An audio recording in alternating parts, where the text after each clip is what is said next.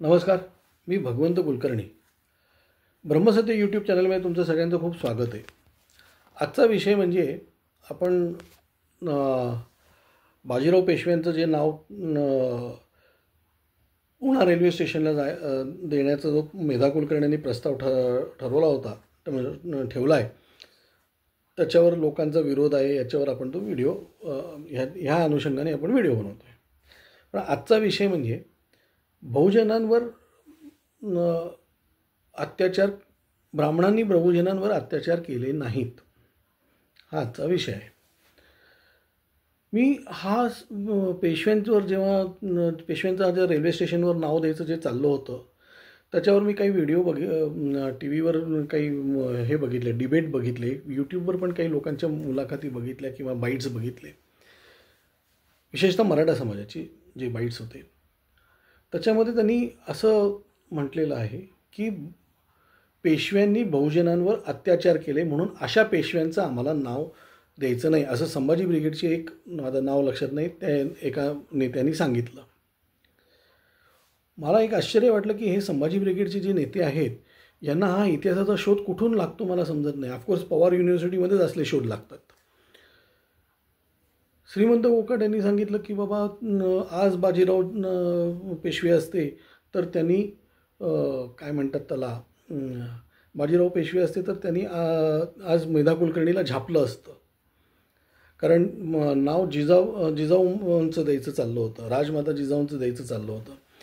आणि राजमाता जिजाऊंबद्दल मला आठवतं आहे काही वर्षांपूर्वी, बरेच वर्षांपूर्वी संभाजी ब्रिगेडने एक पत्र दिलं होतं की जिजाऊंचं नाव द्यायला पाहिजे, पण त्याला कुठल्याही ब्राह्मणांनी विरोध कधीच केला नाही.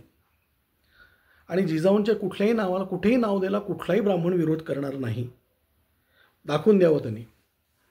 पहिली गोष्ट.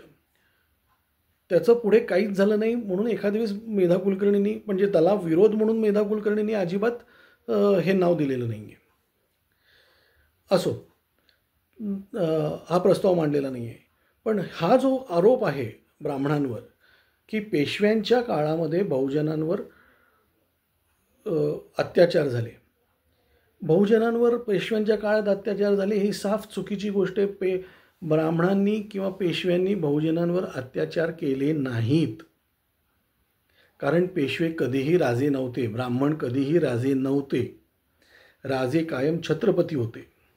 आणि पेशवेपद हे कसं आलं आणि ह्या फॅमिलीकडे कसं आलं, कारण औरंगजेबाने जेव्हा शाहू महाराजांना, म्हणजे संभाजीपुत्र शाहू महाराजांना आणि येसुबाई राणीसाहेबांना जेव्हा अटक करून दिल्लीला नेलं होतं, जेव्हा दिल्लीला पोचवलं होतं, त्यावेळेस त्यांना दिल्लीहून सोडवून आणणं, त्यांच्या कैदेतून सोडवून आणण्याचा जो पराक्रम केला तो म्हणजे बाळाजी विश्वनाथांनी केला.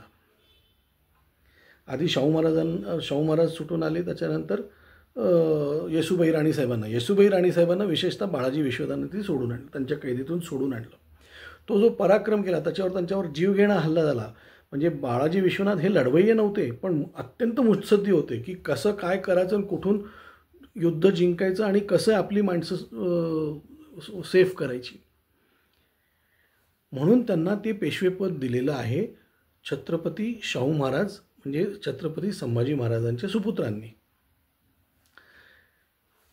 आणि त्यांना त्यांना छत्रपती बनवण्यामध्ये सुद्धा खूप मोठा हात ह्या बाळाजी विश्वनाथांचा होता. धनाजी जाधवांकडे ते काम करत होते आणि धनाजी जाधवांच्या बरोबर, धनाजी जाधव त्यावेळी सेनापती होते, त्यांच्याबरोबर त्यांनी त्या शाहू महाराजांना छत्रपतीपद बहाल करण्यासाठी खूप प्रयत्न केले. आणि त्याच्यामुळे त्यांना बक्षीस म्हणून ते काय म्हणतात त्याला, पेशवेपद दिलं त्यांना. आणि त्याच्यानंतर त्यांनी येसुबाई राणीसाहेबांना सोडवून आणलं, आणखीन बऱ्याच गोष्टी त्यांनी केल्या, वाढवलं. त्याच्यानंतर त्यांचे सुपुत्र बाजीराव पेशवे, ज्यांच्या नावाबद्दल आज हे चाललेलं आहे, त्या बाजीराव पेशव्यांनी खूप मोठ्या लढाया जिंकल्या. अगदी निजाम टिपू यांना सगळ्यांना त्यांनी हरवलं. त्यांनी शिंद्यांना ग्वाल्हेरचं सरदार केलं, त्याच्यानंतर होळकरांना केलं. हे मी मागच्या व्हिडिओमध्ये सगळं सांगितलं आहे, परत सांगायची गरज नाही. श्रीमंत कोकाटे म्हणले की छत्रपती शाहू महाराजांचे जे सरदार होते त्याच्यात मल्हारराव होळकर, शिंदे, अमुक तमुक, त्याच्यापैकीच एक पेशवे होते. नाही, छत्रपतींनीचे हे पेशवे होते आणि या पेशव्यांच्या हाताखाली हे सगळे सरदार होते. कोकाटे साहेब खोटा इतिहास सांगू नका. दुसरी गोष्ट की त्या काळामध्ये जेव्हा दरबारामध्ये पेशव्यांना जायला परवानगी होती आणि बाकीचे जे हे सरदार होते या सरदारांना त्या गेटच्या बाहेर उभं राहायला हे होतं जोपर्यंत त्यांना बोलवलं जात नाही. बखरी बघा, अभ्यास करा, आणखीन मग सांगा. मी ते बघून सांगतोय तुम्हाला काय.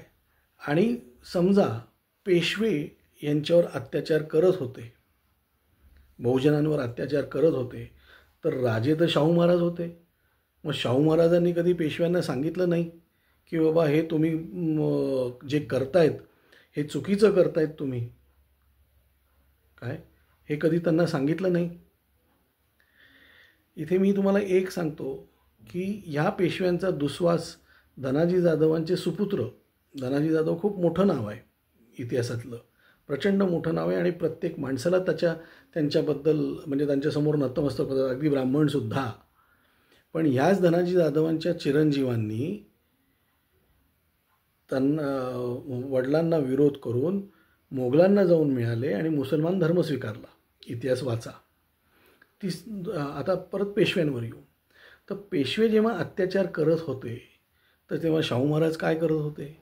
मग शाहू महाराजांनी पेशवेपद बदलून दुसऱ्या एखाद्या मराठा सरदाराला का नाही पेशवा बनवलं, कुठल्या एका बहुजन समाजाच्या माणसाला का नाही सरदार बनवलं काय.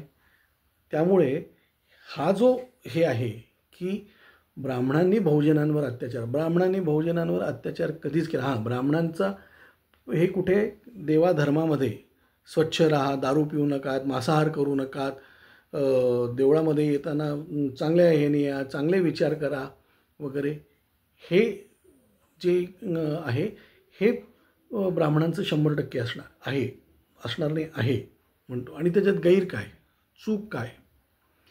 तिसरी गोष्ट की आम्ही देव मंदिरात कोणाला येऊन द्यायला परवानगी दिली नाही. छत्रपती शाहू महाराज म्हणजे कोल्हापूरचे म्हणजे गाडगे घराण्यातनं जे आले ते ह्या शाहू महाराज सुधारितवादी होते. त्यांनी 50% आरक्षण दिलं, त्यांनी वेगवेगळी हॉस्टेल्स बांधली वगैरे, मोठं काम केलं, याच्यामध्ये काही दुमत नाही. पण ते राजे होते. मला एक विचारायचं आहे की त्यांनी दलितांना त्यावेळेस अंबाबाई मंदिरामध्ये का प्रवेश दिला नाही. त्यांचं स्वतःचं भवानी मातेचं देऊळ आहे तिथे, अंबाबाईच्या देवळाच्या अलीकडे, तिथे त्यांनी का नाही प्रवेश दिला काय. पुरोगामी होते ना, मग त्यांनी का नाही प्रवेश दिला. त्यांनी द्यायला पाहिजे होता प्रवेश. कोणी त्याला ऑब्जेक्शन घेऊ शकलं नसतं. त्यावेळेस झाला असता, काही लोकांनी उठाव केला असता, 100% उठाव केला असता काय. पण ते राजे होते, ते दाबून टाकू शकले असते. ब्रिटिशांचं हे होतं काय, ते ब्रिटिश तर सगळ्यात पुरोगामी होते, मग त्यांनी का नाही केलं. ते सगळं ब्राह्मणांनीच केलं असं नाही आहे. आज महाराष्ट्रामध्ये 44,000 खेडी आहेत, त्याच्यातले साधारणपणे 15,000 खेड्यांमध्ये ब्राह्मण आहेत, उरलेल्या 29,000 खेड्यांमध्ये ब्राह्मण नाहीत. तरीसुद्धा आज बहुजनांवर अत्याचार होत आहेत. हे अत्याचार कोण करतं आहे हा संशोधनाचा विषय बरं का. हे अत्याचार कोण करतं आहे. हे अत्याचार ब्राह्मण करत आहेत का. हे अत्याचार मराठा समाज करतो आहे. मराठा समाजाने सगळ्यांवरच अत्याचार केलेले आहेत. आज जमिनी कोणी लुबाडल्यात, कोणाच्या. त्याच्यानंतर देवस्थानाच्या जमिनी कोण लुबाडतं आहे. शंकराचार्य करवीर पीठाच्या जमिनी कोणी लुबाडल्यात. याचा अभ्यास काढा, पाहिजे तर मी त्याचा लेखाजोखा देतो सगळा काय. जे काही त्या ह्याच्यातनं येत होतं त्याच्याबद्दल आज शंकराचार्यांना कोण हे करतं आहे. आज तुम्ही ब्राह्मण नालायक करतात, ठीक आहे ना. पण शाहू महाराज जे छत्रपती संभाजी महाराजांचे पुत्र, यांनी पेशव्यांना सगळे अधिकार दिले, पण त्या पेशव्यांनी कधी त्या अधिकाराचा दुरुपयोग केला नाही. बऱ्याच गोष्टी अशा आहेत की ज्याच्यामध्ये काय म्हणतात त्याला, सगळ्या गोष्टी पेशवे हे शाहू महाराजांना सांगायचे. काही गोष्टी अशाही होत्या की शाहू महाराजांनी मोगलांना दुखवलं होतं, पण शाहू महाराजांनी नाही, पेशव्यांनी मोगलांना दुखवलं होतं.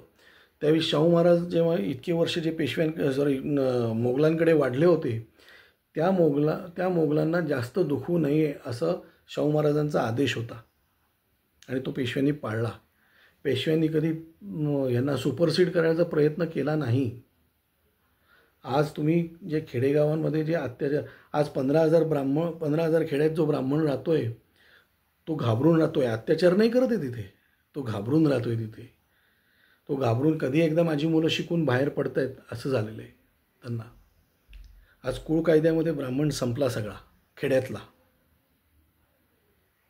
काय, पण तरीसुद्धा तो बाहेर पडला, वरती आला. आज कुळ कायद्यात जशा ब्राह्मणांच्या जमिनी गेल्या तशा काही मराठा सरदारांच्या वगैरे पण जमिनी गेल्या. पण आज ते मराठा सरदार म्हणतात की आम्हाला आरक्षण पाहिजे कारण आमच्या जमिनी गेल्या, आम्ही आज रस्त्यावर आलो. मग आम्ही कुठे आहोत? आम्ही पण रस्त्यावरच आलो होतो, पण त्याच्यातनं मार्ग काढून आम्ही पुढे निघालो. त्यामुळे आमच्यावर अत्याचार केले म्हणून तुम्ही आम्हाला बदनाम करायचं, तुम्ही बदनाम करू नका. आम्हाला बदनाम करायचं ठरवलं तर आम्ही आम्हाला प्रोटेक्ट करणार आणि त्या प्रोटेक्ट करण्यामध्ये तुम्हाला थोडीफार इजा होणारच. इतिहास आम्हाला पण सांगता येतो आणि खरा इतिहास सांगता येतो. पवार युनिव्हर्सिटीचा इतिहास नाही, पुरोगामी युनिव्हर्सिटीचा इतिहास नाही. आणि कसला पुरोगामी? आज मराठा समाज पुरोगामी आहे का याच्यावर आपण दुसरा व्हिडिओ बनवू, आपण 100% बनवू. तुम्ही आणि मी म्हणतोय हे खोटं आहे हे तुम्ही सिद्ध करून दाखवा. मी तुम्हाला तुम्ही खोटे आहात हे सिद्ध करून दाखवतो. त्यामुळे आपण गुण्यागोविंदांनी राहू. हे बघा, 1717पासून 1818पर्यंत जे राज्य होतं हे मराठा आणखीन ब्राह्मणांचं एकत्रित राज्य होतं आणि तो या अखंड हिंदुस्थानाचा सुवर्णकाळ होता. त्यामुळे परत आपण अखंड हिंदुस्थानाला सुवर्णकाळ आणू शकतो असं. आणि आम्ही तुमच्या कुठल्याच कॉम्पिटिशनमध्ये नाही, आम्ही तुमच्या कुठल्याच कॉम्पिटिशन नाही. याच्यावरही आपण एक वेगळा व्हिडिओ बनवू आपण काय. पण आज एवढंच, तर कृपा करून हा वाद वाढवू नका. धन्यवाद.